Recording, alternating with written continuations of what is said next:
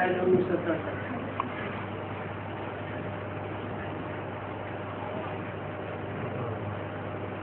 18 अप्रैल 1967 का रात्रि क्या पूछा? इसकी याद में बैठे हो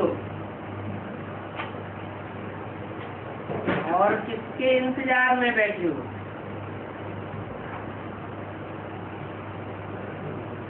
उन्होंने जवाब दिया शिव बाबा की याद में बैठे हैं, बाप दादा के इंतजार में बैठे हैं। ठीक है, याद तो शिव बाबा को ही करना है। इस समय बाप दादा का इंतजार है।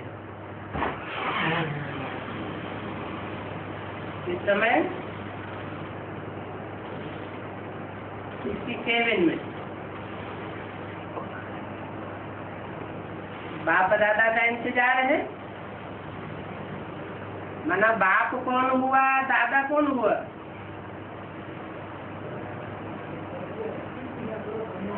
इंतजार उसका होता है जो मौजूद नहीं होता है।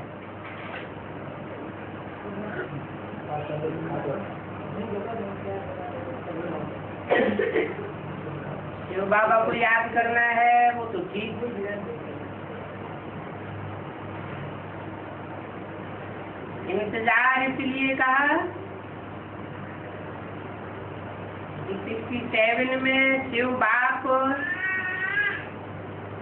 जिस ब्रह्मा तन में आते थे, बल माँ का पाठ बजाते थे।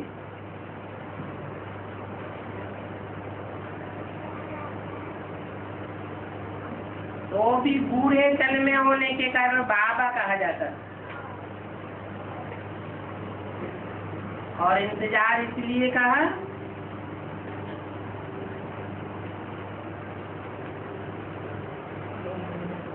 कि शिव बाप दादा ब्रह्मा के तन में आते थे, राम बाप के तन में नहीं आते थे। वो पाठ भविष्य में चलने वाला था, इसलिए बोला इस समय बाप दादा का इंतजार है। माना बाप राम बाप और दादा कृष्ण की सोल, दादा लेखराज ब्रह्मा की सोल, दोनों कंबाइंड होकर के जब पाठ बजाते हैं तो बाप दादा कहा जाता है। क्योंकि बाप को सवारी जरूर चाहिए।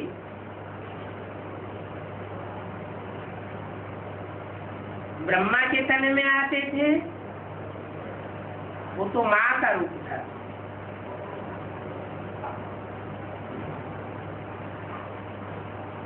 जिनका इंतजार है बाप दादा का, वो बिगड़ दादा के तो आ नहीं सकते। बाप और दादा इसलिए कंबाइंड कहा जाता है।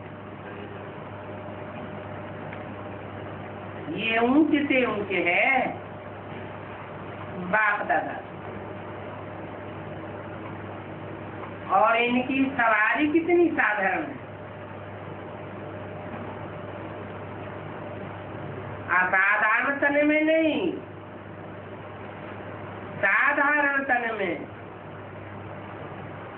बाप कहते हैं मैं पतित देश में आता हूँ।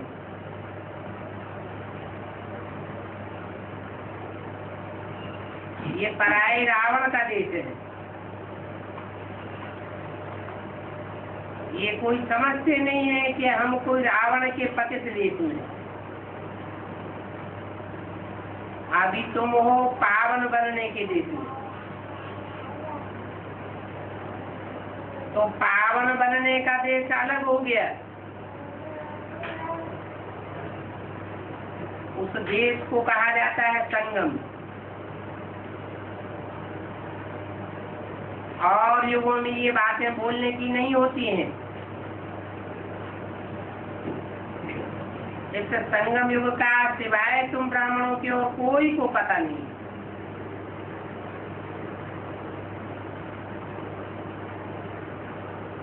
तुम जब संगम युग को भूलते हो तो मुरझाए जाते हो, जब समझते हो संगम युग पर है तो खुशी आ जाती है। भगवान हमको पढ़ाते हैं, अभी हम घर जाते हैं, ये याद रहे तो भी खुशी आ गई। भगवान पढ़ाते हैं। हम गॉड फादरली स्टूडेंट हैं। गॉड फादर स्टूडेंट बनावेगा तो जरूर देवी देवता बनाते हैं। अंदर खुशी हो और बाप की याद रहे, पुरुषार्थ भी रहे कि हमारी कहीं भूल चूक न हो जाए, तो अपने ऊपर खबरदारी रखनी होती है। अपने ऊपर बड़ी खबरदारी रखनी। अगर रजिस्टर खराब हुआ तो दुख फील होता रहेगा। बड़ी मेहनत है। स्त्री को पुरुष का भान, पुरुष को स्त्री का भान, ये देह भान मिट जावे, इसमें बड़ी भारी मेहनत है। गंधर्व विवाह तो इसलिए करते हैं कि हम पवित्र रह करके दिखावेंगे।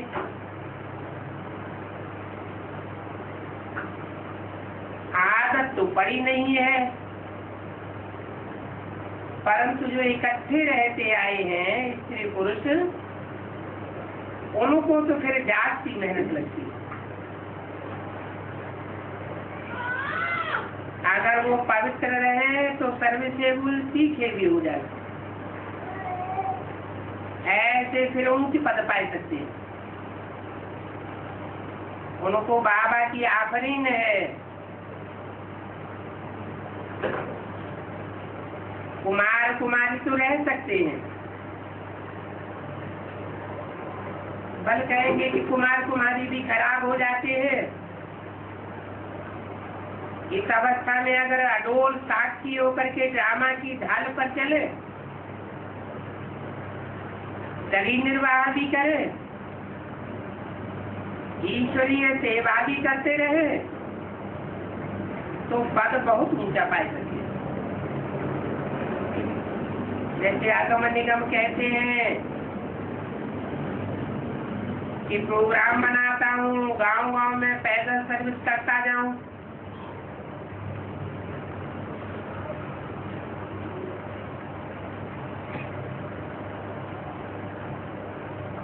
उन भाइयों के नाम बताए।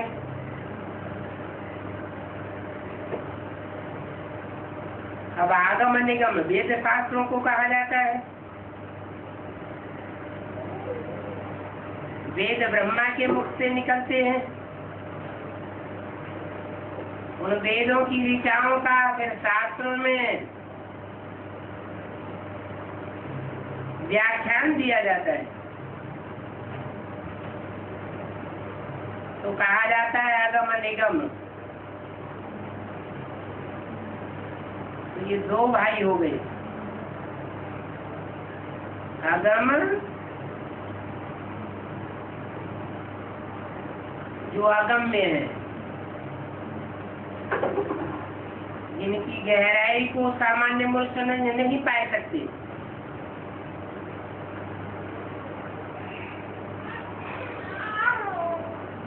वो है मुरलियां वेद की भाषा में। मुरली का वास्तविक लेकर अर्थ क्या है? ब्रह्मा के शरीर छोड़ने तक और बाप की प्रत्यक्षता अवस्था आने तक कोई को पता नहीं था कि मुरली के महावाक्यों का असली अर्थ क्या है।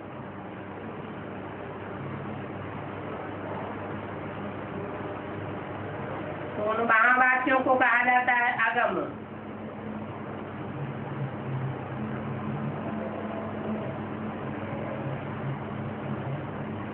फिर बाप की प्रत्यक्षतावश में उस मुरली का रहस्य खुलता है। जो व्याख्या निकलती है वो कही जाती है निगम।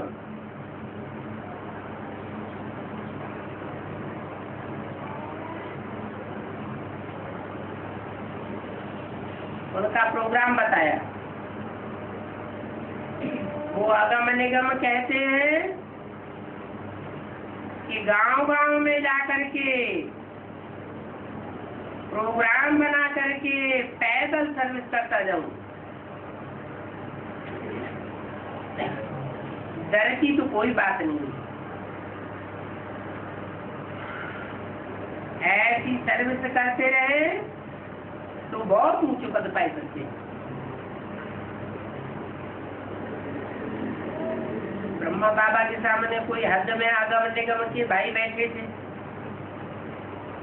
शिव बाबा ने उनका निमित्त बेहद की बात बताई थी। ये रामकृष्ण की आत्माएं हैं। कृष्ण की आत्मा के द्वारा गीता सुनाई जाती है। गीता का रहस्य नहीं सुनाया जाता। और राम की आत्मा के द्वारा शिव बाबा टीचर बन करके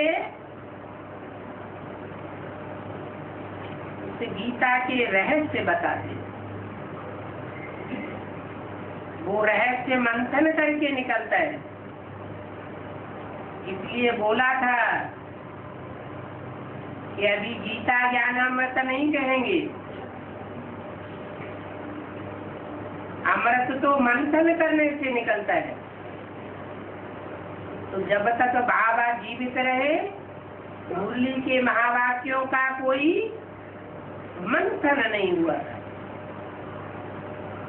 उनके शरीर छोड़ने के बाद फिर मंथन की प्रक्रिया शुरू होती है और उससे जो अमृत निकलता है, सार निकलता है, व्याख्या निकलती है,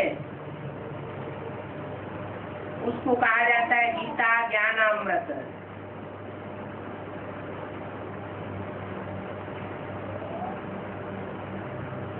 उस अमृत बरसाने वालों के नाम बताए, अगम और निगम।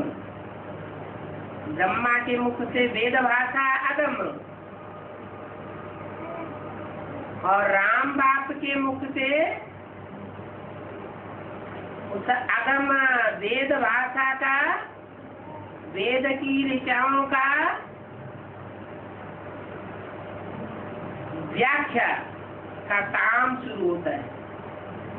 उसको कहते हैं निगम।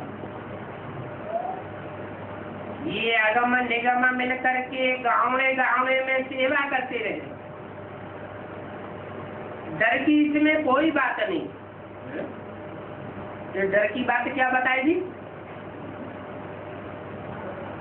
जरूर राम के पीछे रावण पड़ता है, कृष्ण के पीछे कंस पड़ता है, फिर भी अगर ईश्वरीय सेवा में लगे रहे तो उनको डर की कोई बात नहीं।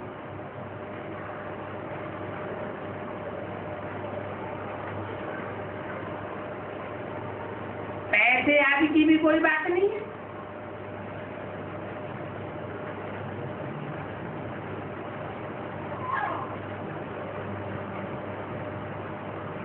पैसे आदि भी कोई से मांगने नहीं है।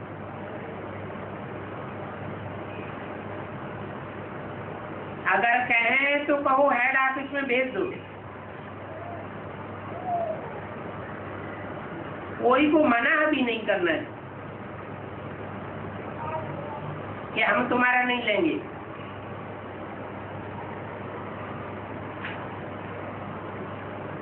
ये तो ईश्वरीय बैंक है।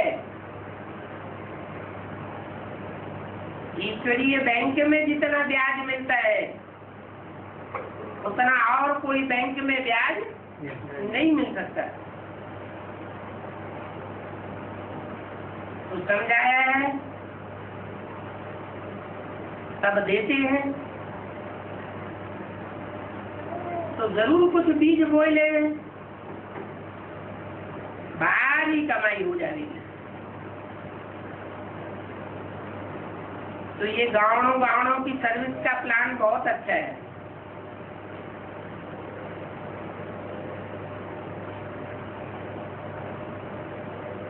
दो तीन बच्चे हैं जिनको ये शौक है।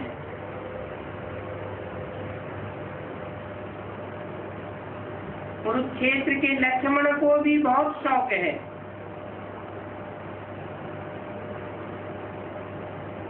लिखते हैं कि ये जिस्मानी सर्विस छुड़वाए दो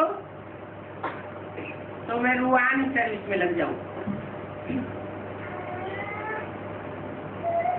दोनों स्त्री पुरुष है, जोड़ी है जो इस सर्विस में लगे रहे।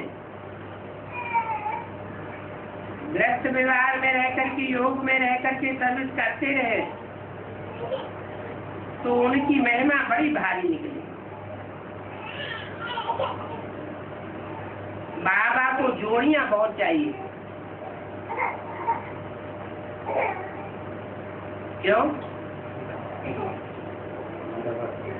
जोड़ियां इसलिए चाहिए, इस विद्यालय का लक्ष्य ही है नर से नारायण और नारी से लक्ष्मी की जोड़ी बनाना।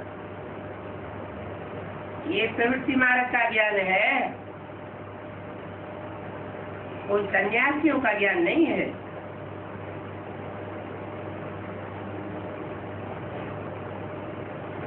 उन जोड़ियों के लिए गवर्नमेंट से खर्चा भी मिल सकता है। एक ड्राइवर हो और उनके पास कोई किफायती गाड़ी मिल जावे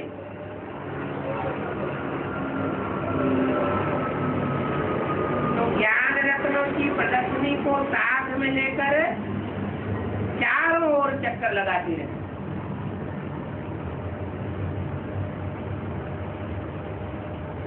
गांव-गांव में फिरती रहे। एक दिन ऐसा भी निकलेगा, ऐसा जो गांव-गांव में चक्कर लगा रही है, परंतु सर्विस का शौक चाहिए। बाप कहते हैं कि तुम बेहद के बाप के बने हो, तो तुमको अशरीरी होकर के बाप को याद करना चाहिए।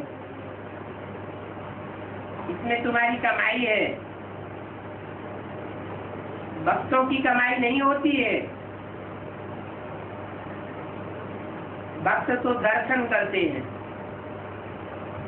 दीदार करते हैं, साक्षात्कार करते हैं। यहाँ साक्षात्कार की बात नहीं, दर्शन की बात नहीं, यहाँ तो याद है। भक्ति मार्ग में कीर्तन करते हैं और ज्ञान मार्ग में याद करते हैं।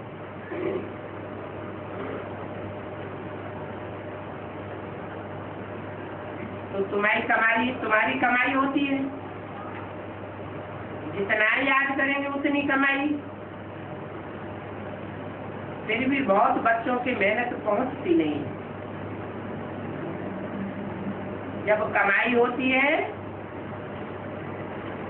तो जिनकी दुकान में बहुत कमाई होती है वो काम आराम नहीं करना चाहते, क्योंकि ग्राहक बहुत आते हैं तो आराम ही उड़ जाता है। व्यर्थ की कमाई है।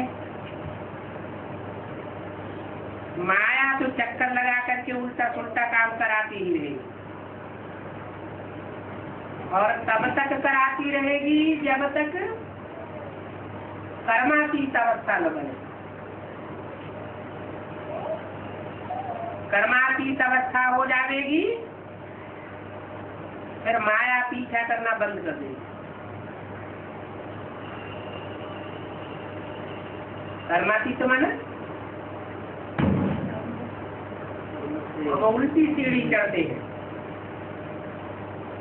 63 जन्मों की उल्टी सीढ़ी चढ़ते चढ़ते जब द्वापर को क्रॉस करके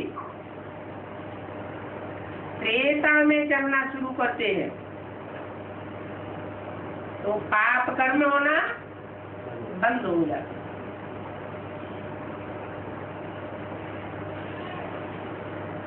उस समय कहेंगे कर्मातीत अवस्था, विकर्म बन नहीं सकता, ऊंचा ही ऊंचा उठते जाएंगे।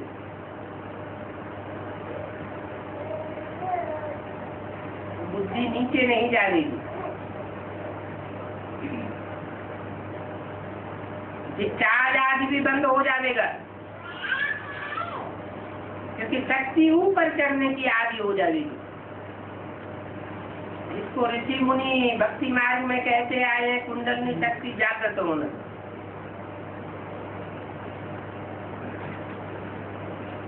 ऐसे कोई कुंडलनी शक्ति होती नहीं है।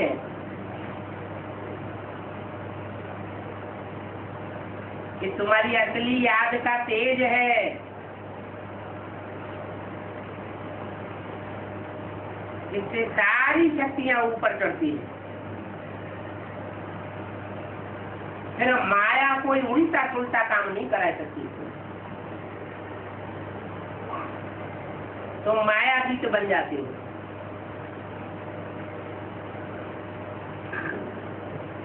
ऐसी कर्मातीत अवस्था बनाने में बहुत सोए पड़े हैं।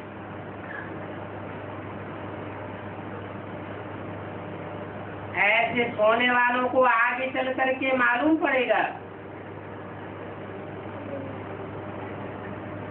कि अरे ये तो विनाश सामने खड़ा है।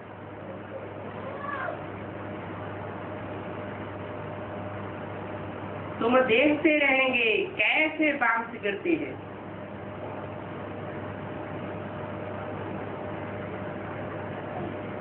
तो बात की बात है। उससे पहले भारत में खून की नदियां बहनी हैं।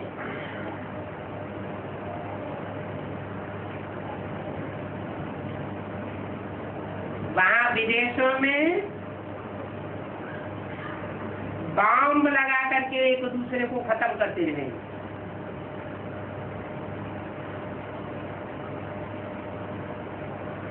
वहां खून की नदियां नहीं बहेंगी और भारत में खून की नदियां बहती हैं। नेचुरल कैलेमिटीज भी होगी।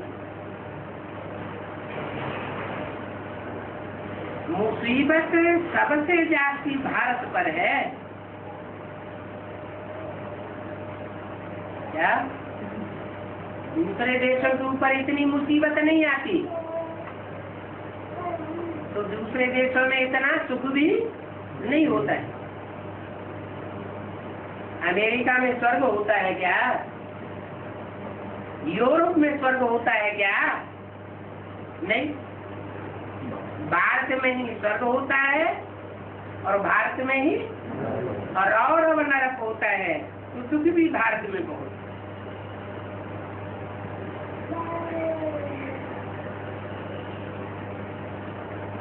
कोई भक्ति में बहुत पैसे बर्बाद करते हैं।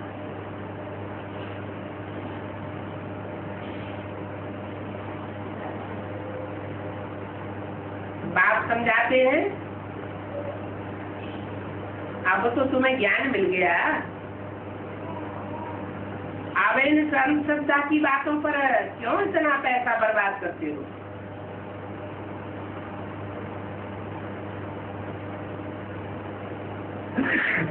वो भक्त से समझते हैं ये बच्चियां हमको क्या पढ़ावेंगी। उनकी बुद्धि में बैठता नहीं है कि इनको पढ़ाने वाला भगवान बाप है।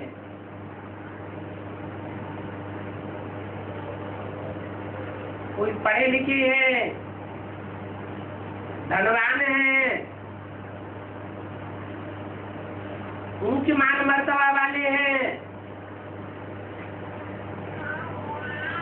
तो ज्ञान सुनते सुनते लड़ पड़ते हैं।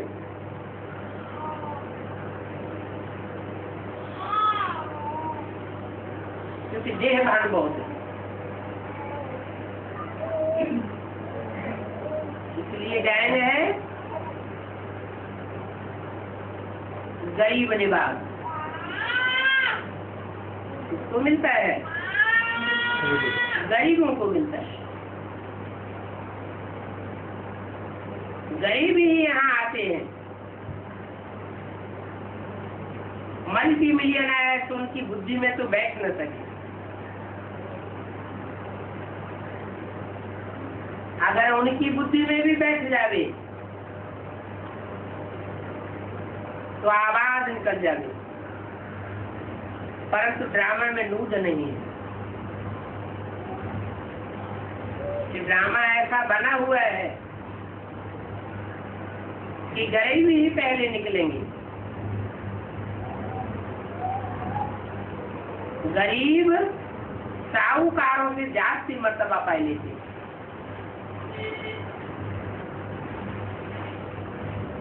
खुदा न खास्ता अगर कोई धनवान निकल भी पड़े, मर्तबा वाला निकल भी पड़े, तो बाप कहते हैं इनसे तो हमें काम लेना है। जो काम लेना है वो काम निकल जाता है, फिर उनकी बुद्धि माया खराब कर देती है।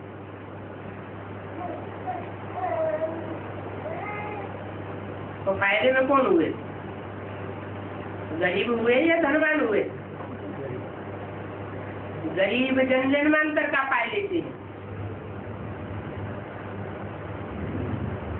बात कहते हैं कोई कितना भी कामी हो, पतित हो, क्रोधी हो, लोभी हो, मोही हो, भगवान की ओर से माफ किया जाता है, परंतु अहंकारी को माफ नहीं करते हैं। इसलिए कहते हैं अपन को आत्मा समझ करके मेरे को याद करो। अगर देह अहंकार रह करके मेरे को याद करेंगे तो एक तो याद ही नहीं आएगा।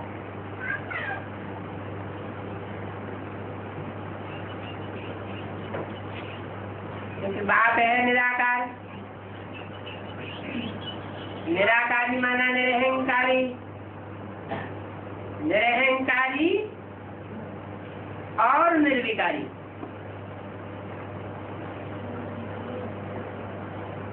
तो ऐसा देह भान छोड़ने वाले खुद बनेंगे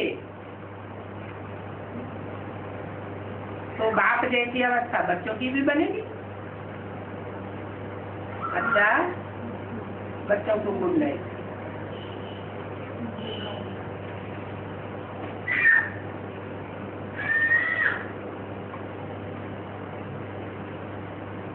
यह है प्रातः क्लास 21 अप्रैल 1967 का। रिकॉर्ड चला है मुखड़ा देख ले प्राणी जा दर्पण में। कौन सा दर्पण है? तो ऐसे ही गीत गाए लेते हैं, अर्थ तो समझते नहीं है। यहाँ तो बात कहते हैं ये फिल्मी गीत जब बनाए गए थे तो उनकी बुद्धि को भी चलाने वाला बाप था। गीत बनाने वाले इनका अर्थ नहीं जानते, बाप उनका अर्थ बैठ करके समझाते। जब भगवान बाप संगम युग में आते हैं तो कहते हैं कि हे प्राणी, मैं जो तेरे को ज्ञान दर्पण देता हूँ, इस ज्ञान दर्पण में तू अपने मुखड़े को देख ले।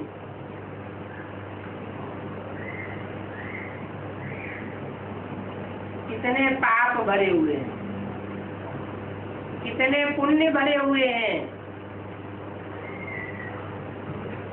वो दर्पण में सब दिखाई पड़ेगा। 84 जन्मों की हिस्ट्री ही क्लियर हो जाएगी। आत्मा पार्टधारी है ना, तो पार्टधारी को बेवकूफ कहा जाता है, जो अपने पार्ट को नहीं जानता।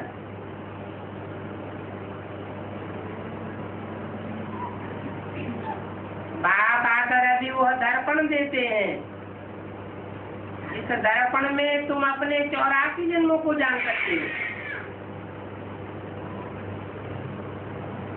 84 जन्मों का मुखड़ा देख सकते हो। कौन से जन्म में क्या क्या पार्ट बजाया। राक्षस का बजाया, साधु संत का बजाया, दैत्य का बजाया, मनुष्य का बजाया।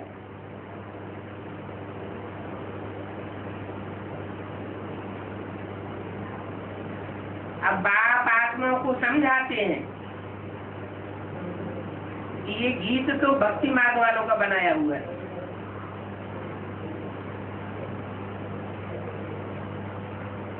धीरे धीरे आगे चल करके ये गीत बजाना भी बंद हो जाएगा।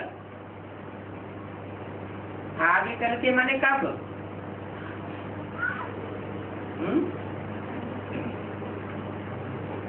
एडवांस ज्ञान तक पहुंचने तक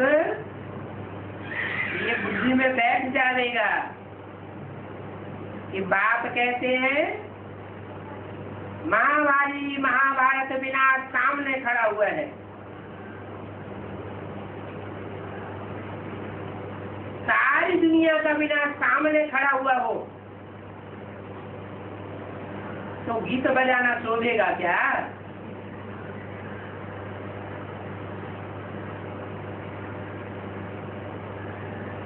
घर में मोहल्ले में आग लग रही हो और कोई ढोलक मजीरा लेकर के बैठ जावे, गीत गाना शुरू कर दे तो कैसा लगेगा?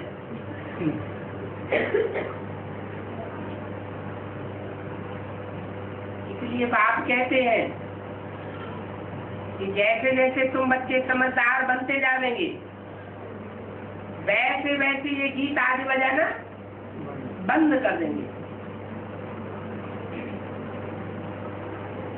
बेसिक नॉलेज के छोटे छोटे बच्चों की बुद्धि में ये बात नहीं आती है।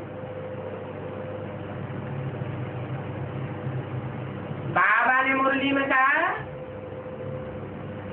कि ये टैप रिकॉर्ड बाबा की वाणी ज्यों की त्यों सुनाता है,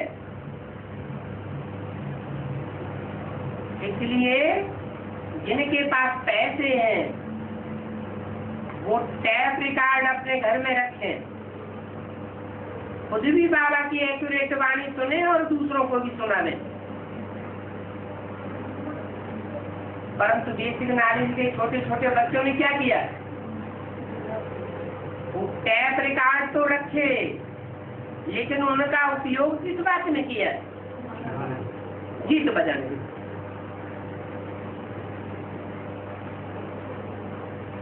बड़े अच्छे अच्छे गीत बनाए जो दुनिया वालों के कानों को लुभाए ले।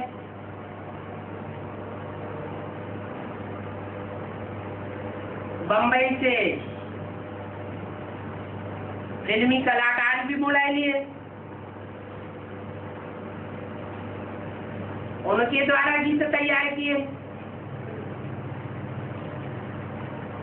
परंतु ये सब बच्चा बुद्धि की बात है। इसलिए पहले से ही बता दिया कि धीरे धीरे ये गीत आदि बजाना बंद हो जाएंगे, इनकी तो दरकार ही नहीं है। हमारा तो राजयोग है शांति का, इसमें कोई आवाज की दरकार नहीं। ये कोई आर्टिफिशियल याद नहीं है।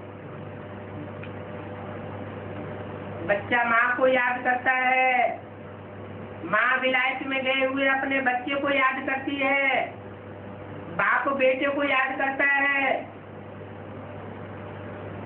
तो कोई गीत सारंगी आदि बजा के याद करता है?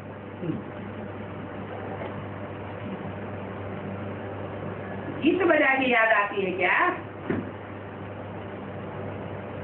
ओरिजिनल याद के लिए कोई साधन की दरकार नहीं।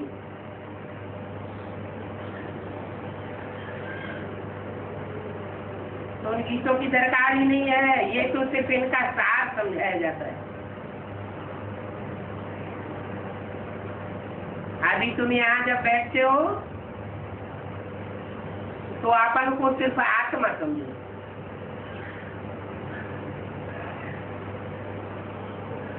आत्मा समझते हुए देह भान को छोड़ दो। समझो कि हम आत्मा तो बहुत छोटी बिंदी है, स्टार मिसल है। मैं आत्मा स्टार प्रकृति की मध्य में बैठा हुआ राजा के मिसल हूँ, जो इस सारे शरीर रूपी राज्य का संचालन करता हूँ।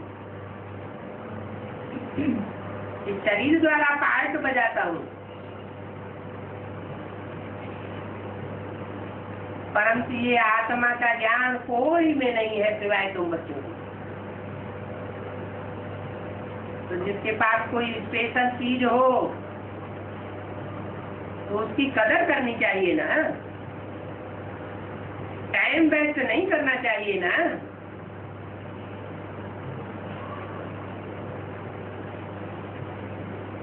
बाप बैठ समझाते हैं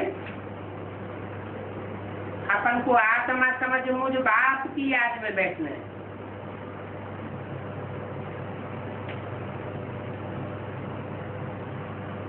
ये नॉलेज बाप ही कल्प कल्प भारत में आकर के देते हैं।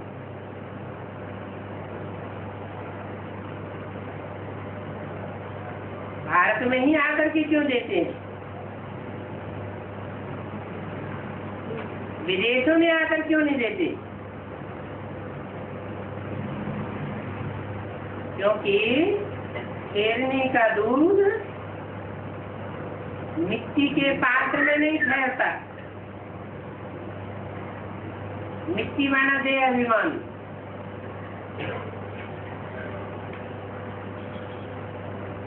काली इस्लामी अरबियन, क्रोधी क्रिश्चियन यूरोपियन, लोभी मुस्लिम। मुस्लिम धर्म खंड अलग है ना। अफगानिस्तान, पाकिस्तान, ईरान,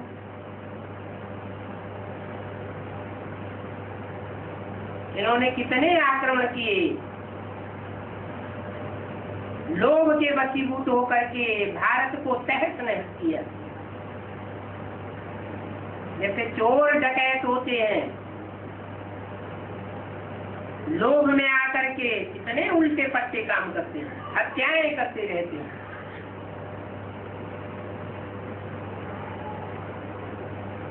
इन विदेशों में मैं नहीं आता हूँ, मैं भारत देश में आता हूँ। क्यों? क्योंकि यहाँ पवित्रता का बहुत मान्यता है, और दूसरे देशों में पवित्रता की इतनी मान्यता नहीं है। यहाँ जितनी कन्या माताओं की प्योरिटी की संभाल होती है, उतना दूसरे देशों में संभाल नहीं होती। तो मैं भारत को ही आकर के पवित्र खंड बनाता हूँ। तो हमेशा अपन को समझना चाहिए कि मैं आत्मा हूँ, आत्मा ही सारा पार्ट बजाती है। ऐसे करते करते शरीर से देह भान निकल जाएगा। बात में सारी मेहनत है। मैं आत्मा ही ये 84 जन्मों का पाठ बजाती हूँ।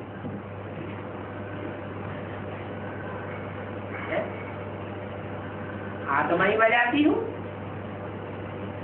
और जो 84 जन्मों का पाठ नहीं बजाते हैं वो आत्मा नहीं है। नहीं है।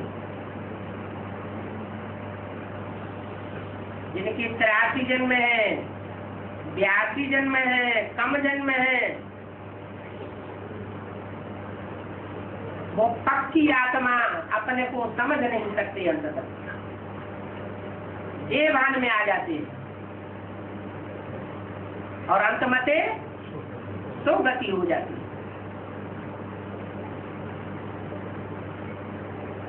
देह मिट्टी की याद आने से मिट्टी में मिल जाते हैं। जितने भी दूसरे धर्म हैं,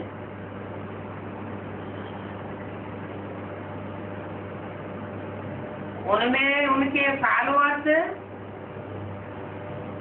जब प्राण छोड़ते हैं तो शरीर को मिट्टी में दबाया जाता है, और भारतवासियों के शरीर को जलाया जाता है। माने भारतवासी अपने देहभान को खाक कर देते हैं, राख बनाई देते हैं, और विदेशी धर्मों में कन्वर्ट होने वाली आत्माएं ऐसा नहीं कर पाती। कुछ न कुछ देहभान की मिट्टी रह जाती है, इसलिए वो पूरे 84 जन्म नहीं ले पाते।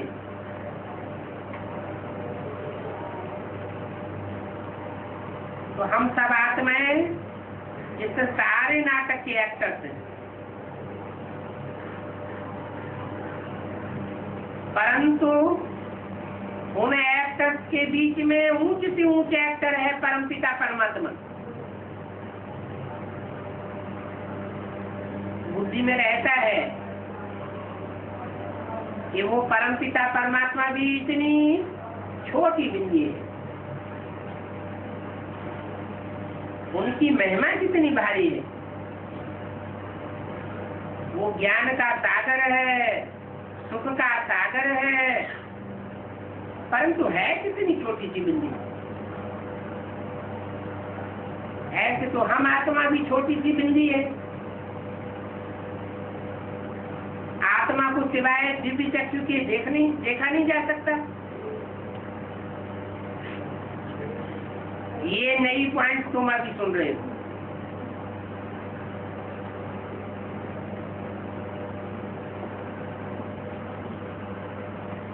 दुनिया इन बातों को नहीं जानती है। तुम्हारे में भी थोड़े हैं जो यथार्थ रीति जानते हैं, और उनकी बुद्धि में ये बात बैठती है कि आत्मा छोटी बिंदी है, और हम आत्माओं का बाप इस ड्रामा का मुख्य एक्टर है। तो ऊंचे से ऊंचे एक्टर है बाप।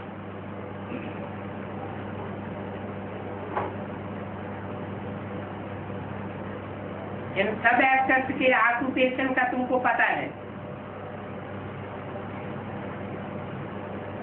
बाप ज्ञान का सागर है, परंतु शरीर के बगैर तो ज्ञान नहीं दे सकते। शरीर द्वारा ही बाप को बोल सकते हैं। अशरीरी होने से तो आर्गन अलग हो जाते हैं, आत्मा अलग हो जाती है। भक्ति मार्ग में तो तुम देहधारियों का चुनाव करते हो, वहां तो परमपिता परमात्मा का नाम, रूप, देश, काल आदि का पता ही नहीं है। बस यूं ही कह देते हैं परमात्मा नाम रूप से न्यारा है। बाप कहते हैं नामानुसार तुम जो नंबर 1 में थे, अभी लास्ट में आकर के तुम तमो प्रधान जरूर बनते हो। तो ये आत्मिक की स्थिति की अपनी अवस्था मजबूत रखनी है।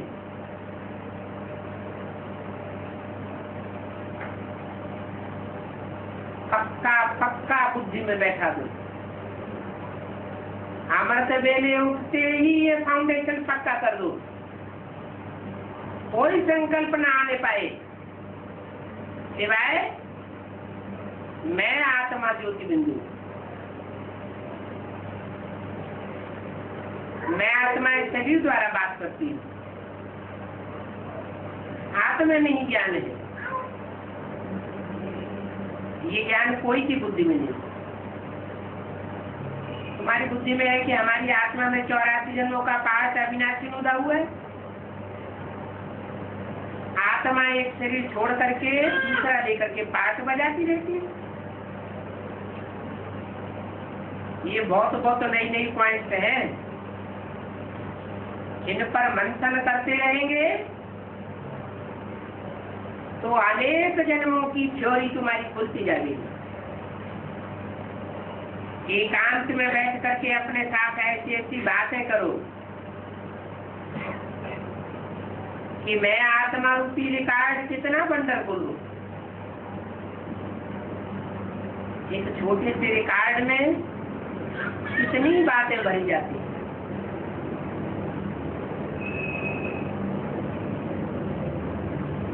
पहले बड़े बड़े रिकॉर्ड होते थे ग्रामोफोन के, एक रिकॉर्ड में एक ही गीत होता था 2-4 मिनट का।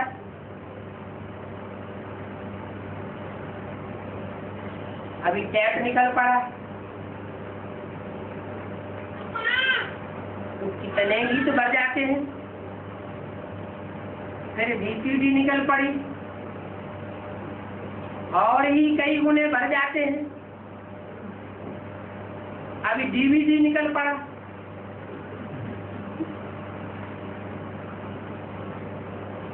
तो आत्मा उससे भी छोटा रिकॉर्ड है।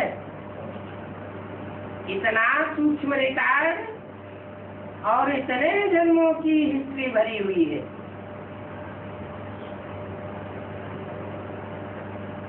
तो ऐसी अपन से बातें करते रहो, मैं बाप से सुन रहा हूँ। ये बाप की सुनाई हुई बातों की धारणा मुझे आत्मा में होती है।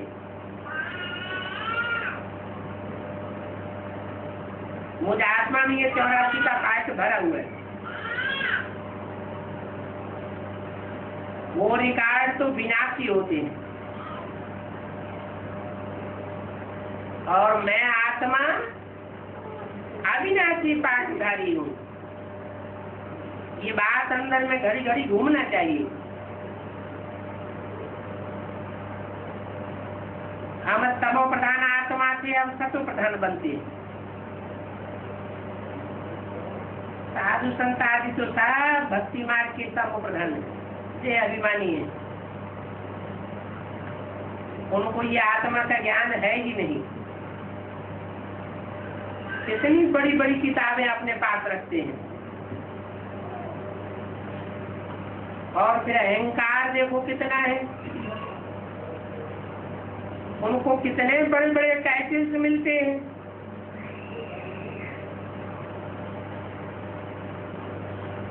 परंतु वो क्या वो उन टाइटल्स को धारण करने वाले प्रैक्टिकल में है? टाइटल लगाते हैं श्री 108 जगत गुरु शंकराचार्य। क्या 108 की माला बनाने वाले हैं? जो माला सब धर्मों में सिमरन की जाती है, श्रेष्ठ आत्माओं की यादगार, वो श्रेष्ठ आत्माओं की माला वो तैयार करते हैं क्या? उन श्रेष्ठ आत्माओं का संगठन बनाते हैं? नहीं बनाते हैं। दूसरे धर्म वाले तो छोड़ो, विदेशों की तो बात ही छोड़ो, भारतवासी भी सब शंकराचार्य को नहीं मानते। तो फिर जगत गुरु कैसे हुए? जगत गुरु कब कहा जाने? जब सारा जगत 500-700 करोड़ मनुष्यों का जो भी जगत है वो सब ये स्वीकार करे ये हमारा सदगुरु है। तो देखो कितने कितने बड़े बड़े लक़ब धारण करवाए लेते हैं।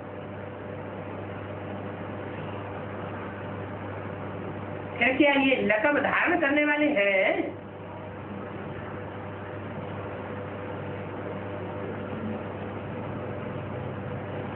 तो फिर भी फकीर उनकी फिर माताएं जाकर के पैर धो करके पीती है। कितनी अंधश्रद्धा है। वास्तव में कोई भी मनुष्य आत्मा भगवान हो नहीं सकती।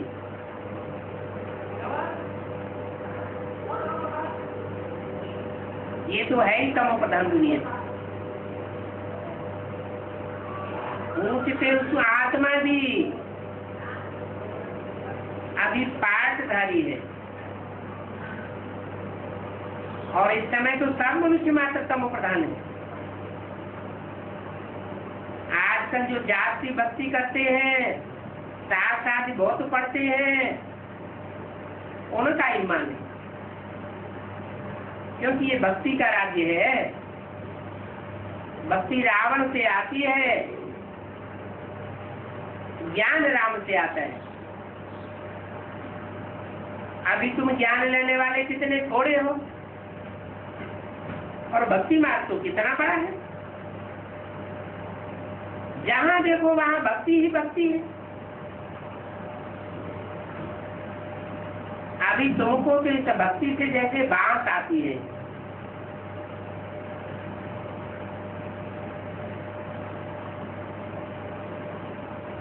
क्योंकि भक्ति दुर्गति है। तो जो दुर्गति को पाए हुए हैं उनसे कि जैसे बात आती है। मुख्य बात तो है तमो प्रधान से सतो प्रधान बनने का पुरुषार्थ करना है। तो इस बात को अंदर में घोटना चाहिए कि हम क्या करें जो तमो प्रधान से सतो प्रधान बन जाए।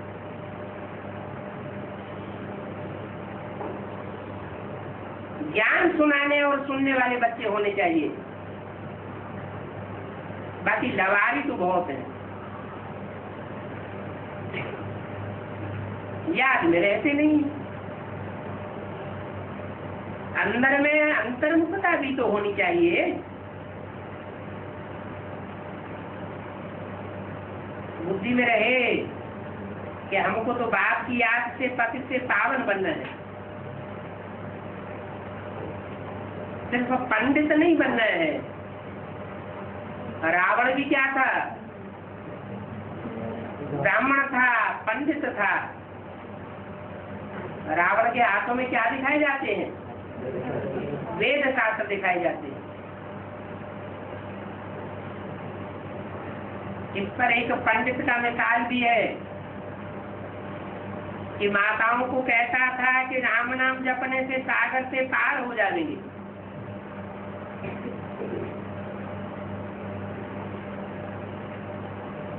फिर दिखाते हैं गुड़िया पार हो गई और पंडित जी को पंडितपना सवाल था, मुख से बोलने का, अंदर से विश्वास था नहीं, तो डूब गए।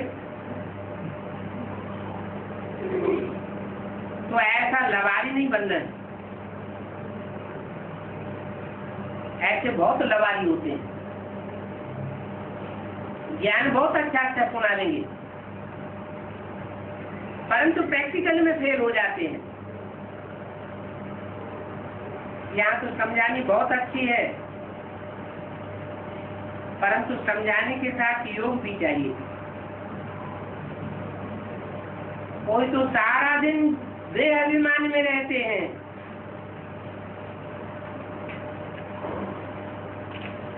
देह अभिमान के कारण सारा दिन बाबा को याद नहीं करते। नहीं तो बाबा को चार्ट भेजना चाहिए बाबा मैं इस समय उठता हूँ 21 अप्रैल 1967 की वाणी का दूसरा। परंतु बच्चे कुछ भी समाचार नहीं देते। ज्ञान की लवार बहुत चढ़ी रहती है।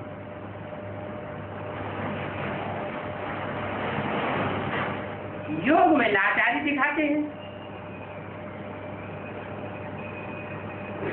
बल बहुत बड़ों बड़ों को ज्ञान देते हैं,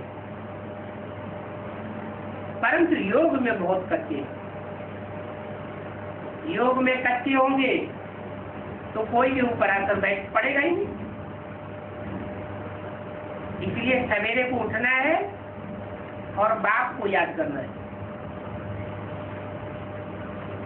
सवेरे का अमृत बेला फाउंडेशन का बेला होता है।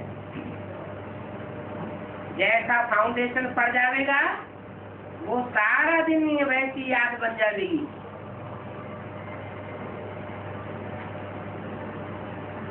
बाप को याद करते रहे, मंथन करते रहे, महिमा करते रहे। बाबा आप कितने मोस्ट बिलीवर्ड हो, ये ड्रामा कितना विचित्र बना हुआ है। इस विचित्र ड्रामा के राज को कोई भी नहीं जानते। भक्ति मार्ग में कितना तूफान है, परंतु न आत्मा को जानते हैं न परमात्मा को जानते हैं। तो जो अपनी आत्मा को भी नहीं जानते, आत्मा के बाप परमात्मा को भी नहीं जानते, वो है जानवरों से भी बदतर। हम भी ऐसे ही थे। माया के राज्य में कितनी दुर्दशा हो जाती है, इतनी दुर्दशा हो जाती है कि एकदम लंपट बन पड़ते हैं।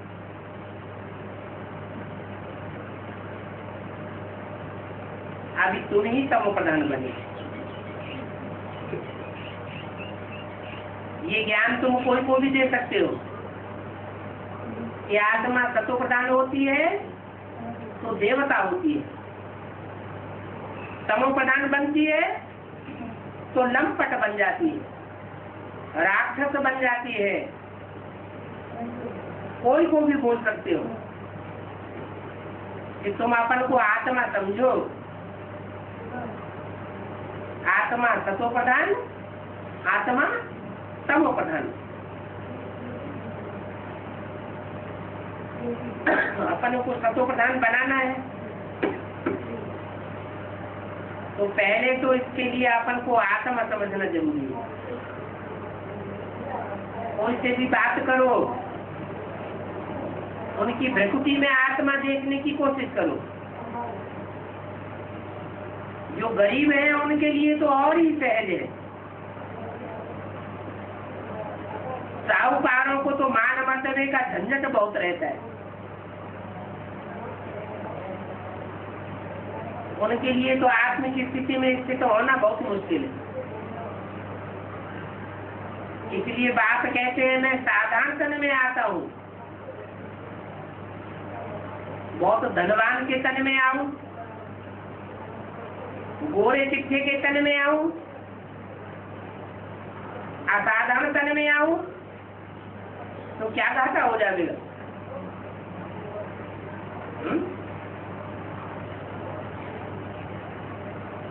जो धनवान और मान मर्तबे वाला तन होगा तो उससे धनवान ही मिल सकेंगे,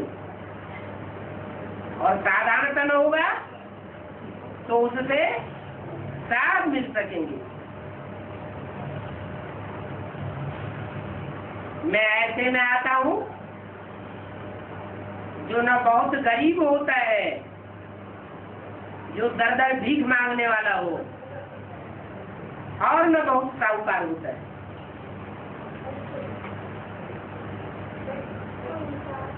अभी तुम समझते हो, कल्प कल्प बाप आकर हमको ये शिक्षा देते हैं कि पावन कैसे बनूं।